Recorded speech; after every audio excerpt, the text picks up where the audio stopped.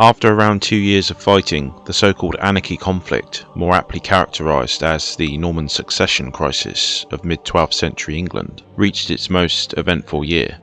1141 was a year of triumphs and firsts, of glories and rejection, but most of all its events set in motion the trend towards stalemate that would ravage the Kingdom of England for years after. The year initially saw the unlikely rise of the Empress Matilda, which oddly enough began with a social call by two noble ladies to the wife of the Castellan of Lincoln Castle. To flesh out the background of the Battle of Lincoln, we must focus on the character of Ranulph de Garnon, the Earl of Chester. He was married to yet another Matilda, the elder daughter of Robert of Gloucester, who, as we know, was the Empress Matilda's chief military commander. Ranulph disputed ownership over some northern territories given by his father to Stephen's predecessor, King Henry I, in return for his recognition as Earl of Chester. However, now he was Earl, and Henry was safely dead. Ranulph wanted both his lands and his rights returned. Unfortunately for Ranulph and King Stephen, given subsequent events, these lands were given over to David, King of Scots, as part of the agreement following his invasion of 1136. Which did give him effective control of the north. Throw into this complex mix of families the fact that Ranulph was also the half-brother of a certain William de Rumere, who held lands in both Lincolnshire and Normandy. William too felt greatly aggrieved that Stephen, having created the earldom of Lincolnshire in 1139, hadn't appointed him as the Earl, but instead gave the honour to another William, the husband of King Henry's widow, Adeliza, who we remember as the Lord of Arundel Castle, which was the landing point of the Empress Matilda in 1139. So with these two grouchy barons on the sidelines, their wives just happened to be visiting their friend, the wife of the Castellan of Lincoln Castle, in late 1140. Naturally, as any good husband would, Ranulph had rode to Lincoln to collect his wife, and requested the garrison allow him entry. Since he was accompanied by just 3 knights, and had the excuse of collecting his wife Matilda and her companion Hoise, this was granted. With hindsight, or perhaps to the more paranoid of contemporaries, this visit could have looked downright suspicious, given Hoise was not just de Rumere's wife, but also the sister of the hot-headed pro-Angevin supporter, Baldwin de Redvers. This familial fact which, along with her companion Matilda, who was a daughter of Robert of Gloucester and wife of the disgruntled Ranulph, should have caused at least some concern to the wary men at Lincoln that day. Ranulph though gained entry and quickly overcame the guards. He then forced open the gates to allow William de Rumere's men, who had been hiding in wait nearby, to take the castle. With custody of the castle quickly came control of the town, yet though they physically held Lincoln, the townsfolk were largely hostile. The citizens were actually largely supportive of King Stephen and immediately sent for his aid. Stephen responded with characteristic speed, mustering a force and moving towards Lincoln. He reached the city before the end of Christmas of 1140 and was enthusiastically let into the town by the citizens, quickly surrounding the castle too. However, before the Blessevins tightened the noose, Ranulph managed to slip away, leaving his wife as well as William and Hoise to face the siege. Riding hard for Cheshire to muster reinforcements, he also sent a message to his father-in-law, Robert, Earl of Gloucester, informing him that his daughter was now trapped behind Lincoln's castle walls.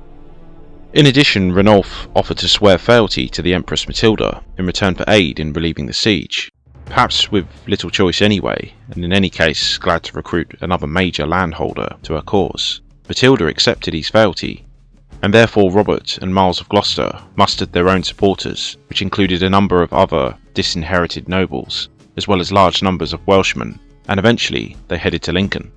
For her part, the Empress, in whose name the anti-Stephen army fought, could only remain rooted in Gloucester, awaiting news of developments with trepidation.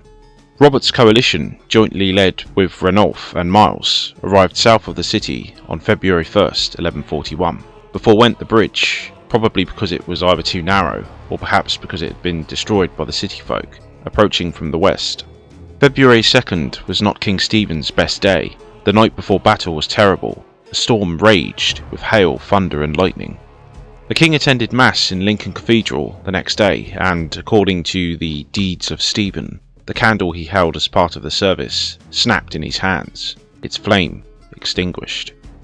To the medieval mind, these events could be nothing other than an evil omen, a harbinger of hard times to come. Stephen had a small force with him, mustered rapidly and intended for a siege of Lincoln Castle. Earl Robert, the probable de facto commander of the Angevin force, had more men, a fact not lost on either side.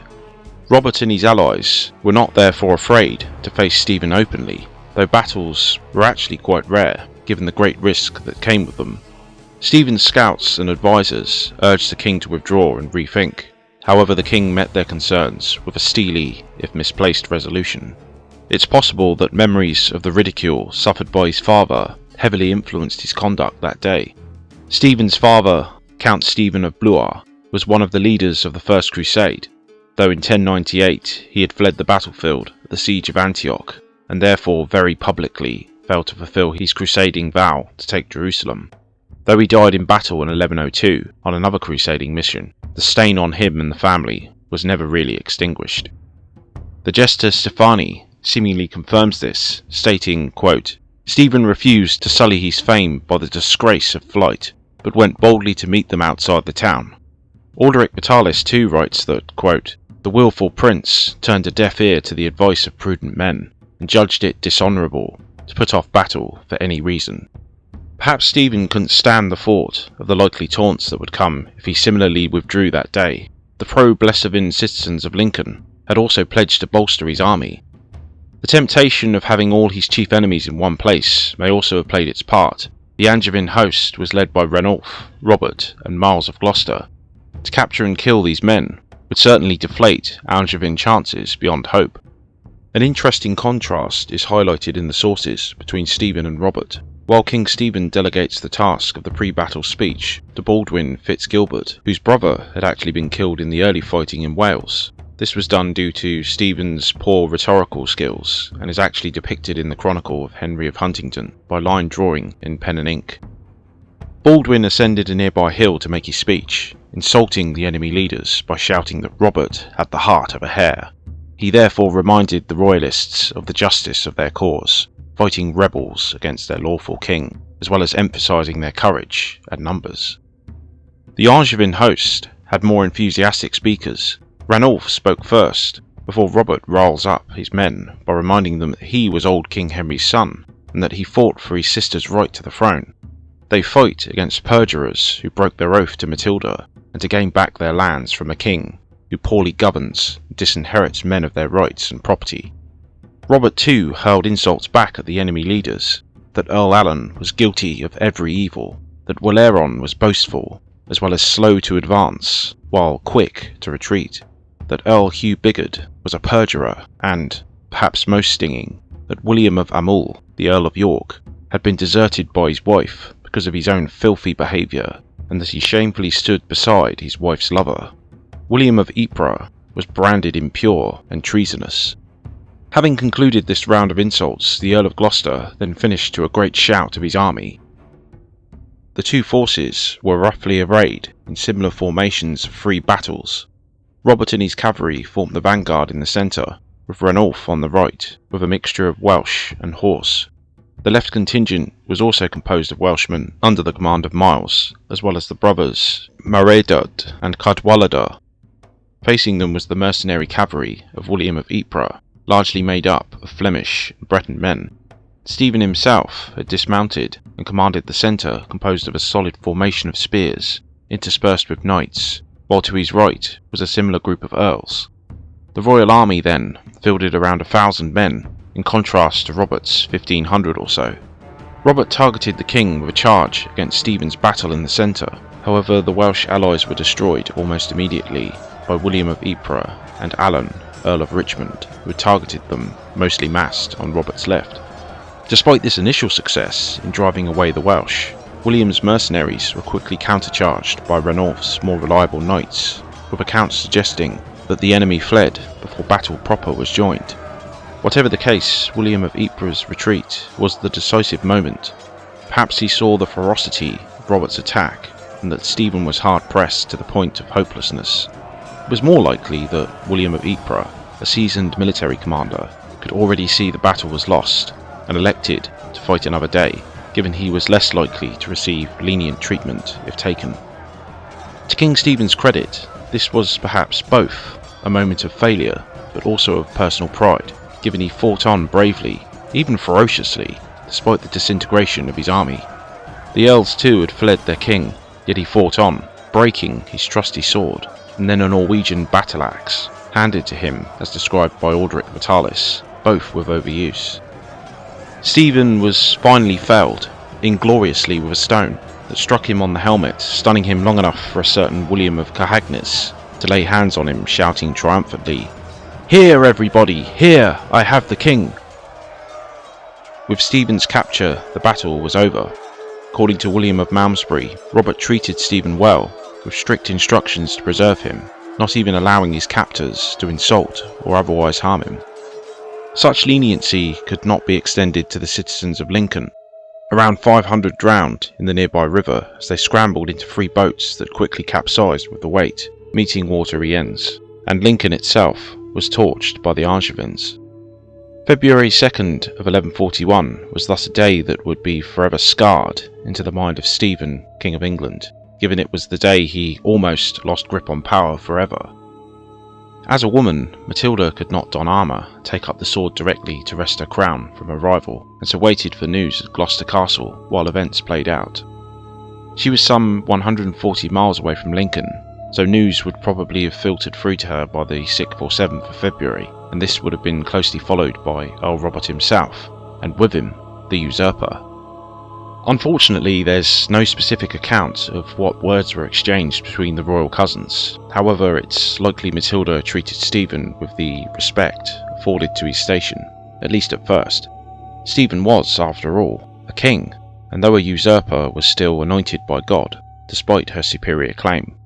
Stephen was moved south to Robert's stronghold of Bristol, perhaps haunted by popular memories of his uncle Robert Curthos's lifelong imprisonment. But if Stephen had ideas of a luxurious confinement, or even escape, then his hopes were dashed as his confinement became decidedly harsher.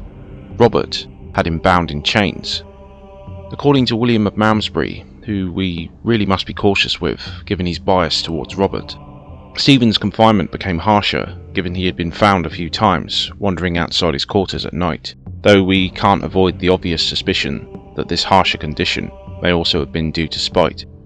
With this sudden reversal in fortunes, many magnates readjusted their allegiances.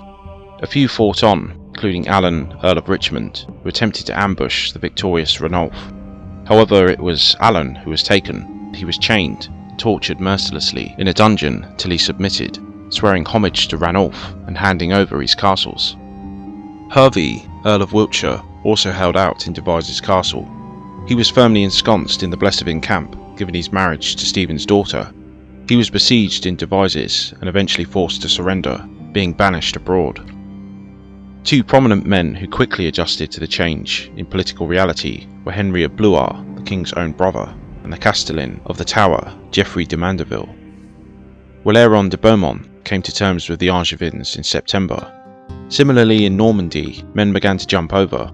Indeed, Waleron submitted in England, as much due to his peace with Geoffrey in Normandy. The Bishop of Lisieux, who had been a leading figure in Stephen's administration there, also came to peace with Geoffrey. In England, the main obstacle to Matilda's coronation was the Church. Pope Innocent had recognised Stephen as king, and a coronation was a religious ceremony that could not just be undone at a stroke. The Empress's own coronation would go a long way to establishing her own legitimacy in this regard, but support of the leading churchmen was still vital.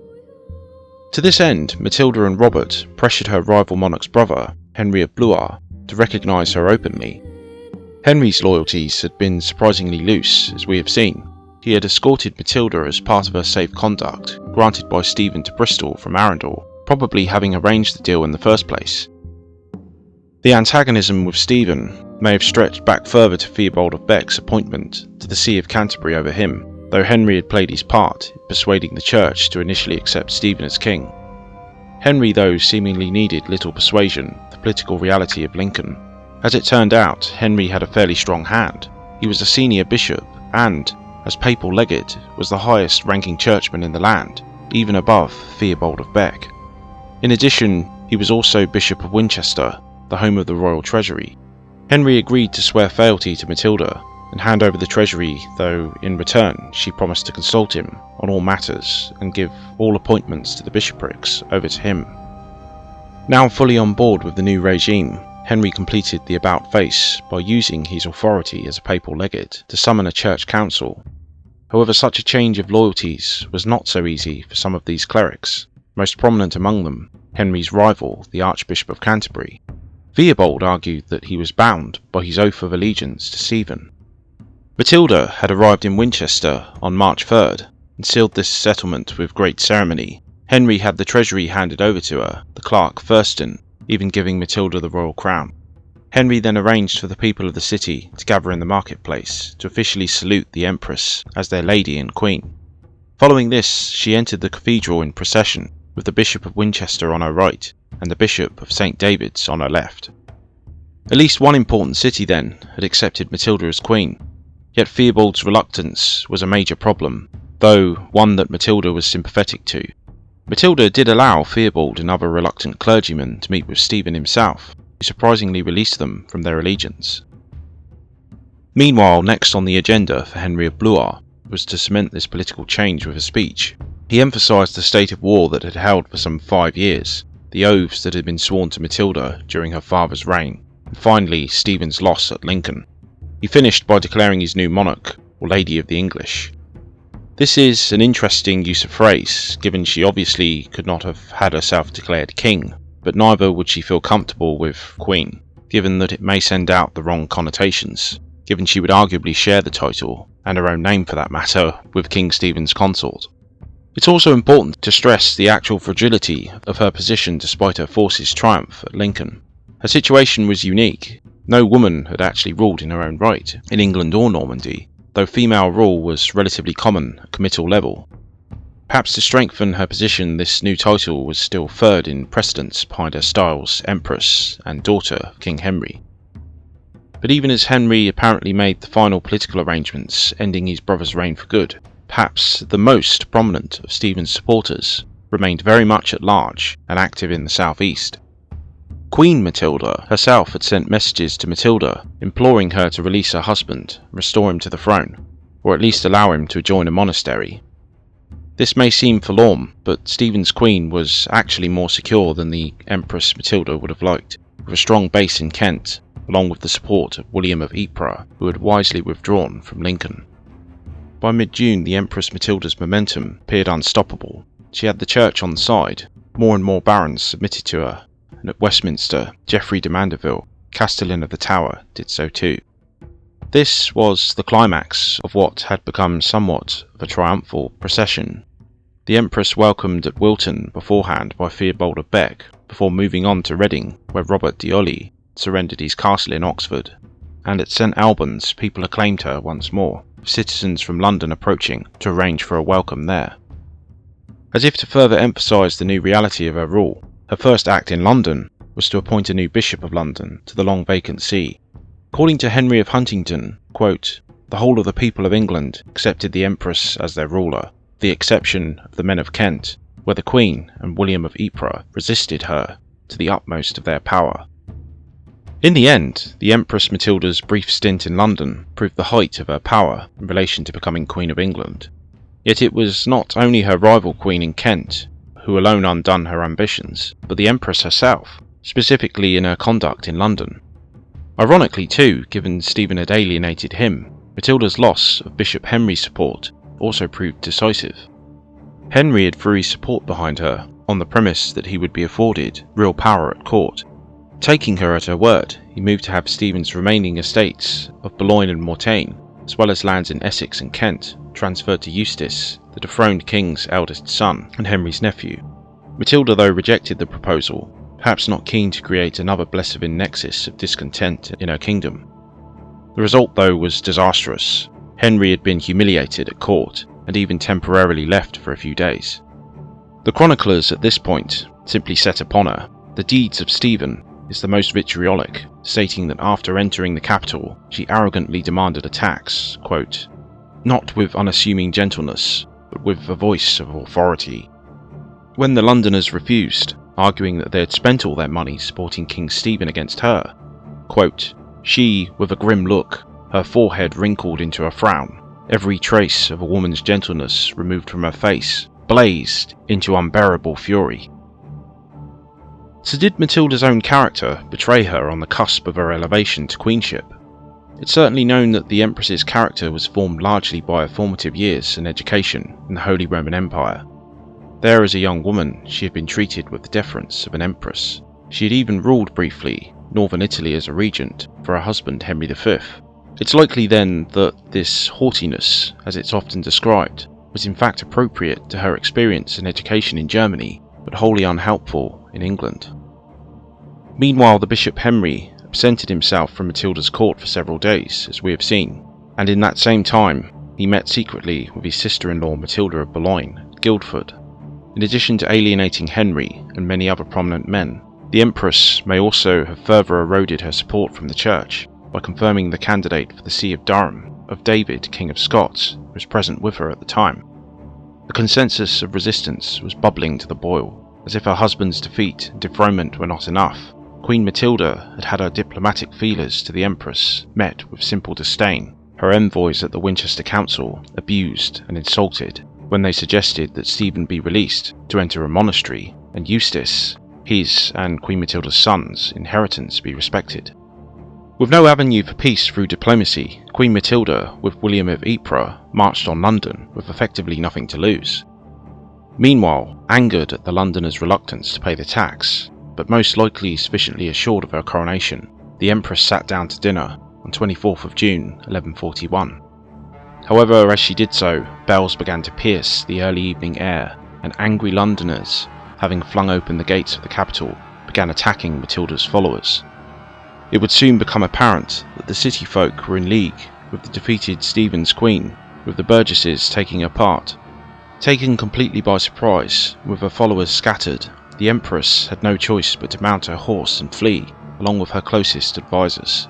Very soon afterwards, the mob smashed into her apartments, plundering all they could, the Empress's dinner still warm. Matilda, Robert of Gloucester, and David, King of Scots, all fled to Oxford, while Henry of Blois headed to Winchester. For Matilda, this must have been a gut-wrenching, humiliating climb down, forced to flee from her capital on the cusp of her coronation. So it was that Matilda of Boulogne, Queen Consort of England, reignited the Blessevin cause and was likely welcomed with much more warmth than her namesake had been. Early converts back to the Blessevin camp included Henry of Blois and Geoffrey de Mandeville, Castellan of the Tower of London.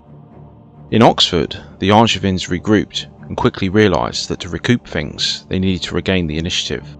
The Empress's position had rapidly collapsed, she having lost the support of key leading figures, arguably the Church, as well as London and now the city of Winchester too. The turnaround in fortunes was almost full circle. Fortune's wheel was now swiftly turning back to Stephen's favour, as not only did his queen restore Blessevin control over the capital, the Castellan of the Tower reverting to his allegiance, but she also reclaimed the loyalty of her slippery brother-in-law, Henry of Blois. She did this, according to the deeds of Stephen, moving him, quote, by the woman's tearful supplications, which she pressed on him with great earnestness. Thus, in another crazy political about-face, the man who had only 2 months prior declared the Empress Matilda Lady of the English, and urged everyone else to, now re-declared for his brother Stephen, and ordered all of England's magnates to do so. So, in the space of just a few days, Matilda, daughter of King Henry, had sunk from the point of her imminent coronation to inglorious flight. In Oxford, she gathered herself. An attack on London was inadvisable, now both the city and the Tower were back within Queen Matilda's control. But Winchester was a different matter. Henry of Blois had fled there in the opposite direction to his lady, and had now shamelessly betrayed her. More importantly was the fact that the city held the royal treasury and had symbolic importance. With all this in mind, the Angevin forces gathered once more and headed south to Winchester. Winchester actually housed 2 castles, one royal one in the west of the city, which was still held by men of Matilda, and a second situated in the southeast, which was the Bishop Henry's personal residence. Queen Matilda arrived in the first on 31st of July. Henry, however, was already long gone. He had fled to Queen Matilda's camp at Guildford, setting up his own castle of Wolvesey against the Empress. Unlike at Lincoln, Matilda was very close to the action in the second royal castle, though she was obviously in no immediate danger. Robert of Gloucester set his base of operations in the centre of the city before commencing the siege of Wolvesey on August 1st. However, any hopes of another glorious triumph were quickly dashed as flames spread through the city. Before his hasty departure, the Bishop Henry of Blois had instructed his men in Wolvesey Castle to set the surroundings ablaze. This was particularly odd, or perhaps a mark of Henry's ruthlessness, given he was willing to sacrifice the lives and well-being of his flock to deprive Matilda and her army of shelter and provisions. To compound matters, Queen Matilda and her army approached in August, perhaps accompanied by the duplicitous Henry, surrounded the city. Now the Empress was in turn trapped, caught between two hostile forces, the one within Wolvesey Castle and the other now encircling them within a charred and closed urban environment. Food was scarce, with Queen Matilda having cut off the Empress's supply lines from the northwest and west of the city, which led to her West Country territory. Conversely, the Queen's army was well supplied from the east, with her forces even supplemented by a force of London militia. In an attempt to weaken the siege, Robert of Gloucester sent John Marshall with a force to fortify Wherwell Abbey. However, the men inside were themselves trapped and burned out by the men William of Ypres. Having thrown torches into the building, knights, men and nuns all staggered out. However, John Marshall remained inside, the roof of the structure collapsing in on him, and he's being horrifically blinded by molten lead dripping onto his face. Amazingly though, he survived. News of the defeat at Wherwell was probably broadcast to Matilda's troops within the city in an attempt to further undermine their morale. With this final hope extinguished, a tense stalemate ensued, which could only realistically be broken by starvation, surrender, or some kind of breakout. On Sunday 14th of September, the Angevins elected for the third option, and the army began to withdraw in good order. Luckily, the Empress Matilda was placed at the head of the close column, accompanied by Brian Fitzcount and the Earl of Cornwall. Earl Robert took up his position in the rearguard, the area most likely to come under attack. Unfortunately, the orderly retreat soon broke down into a chaotic rout, with panicked and sporadic fighting for about 8 miles. Queen Matilda's army mercilessly closed in on all sides, with the Empress Matilda only narrowly escaping to John Marshall's castle at Ludgershall, some 20 miles away. From there she rode hard to Devizes, and thence onto the safety of Gloucester, which she reached in a litter, having long since succumbed to exhaustion. Meanwhile, back with the main army, David, King of Scots, was captured no fewer than 3 times, but bribed his way to freedom each time, and eventually escaped to his own lands. Miles of Gloucester too narrowly escaped, found his way to Gloucester, but having discarded most of his armour, and on foot. By far, however, the worst loss of the entire fiasco was Matilda's half-brother. Robert of Gloucester had led the efforts in the rear, and was thus in the thick of the fighting, when, at the congested ford of Stockbridge, he was completely surrounded by the men of William of Ypres and taken captive. Having rose to the captor of a king at Lincoln, now reduced to the prisoner of the Queen, Robert was transferred to Rochester Castle, deep within Blessevin territory, where he had next to no hope of escape. For the Empress Matilda, her year of triumph had soured into the bitterest of defeats. Winchester was lost, along with its treasury, as was London. Her army was now broken, and her greatest supporter, confidant, and chief general was taken. The deeds of Stephen crows that, quote, "Such was the rout, so terrible and wonderful in the eyes of all that even the oldest man can hardly remember one like it in our age." Next time, the fallout of Winchester, the war rages on as both Robert and Stephen escape their chains, and the battle for the future of England is decided. So stay tuned for that, and I shall see you next time.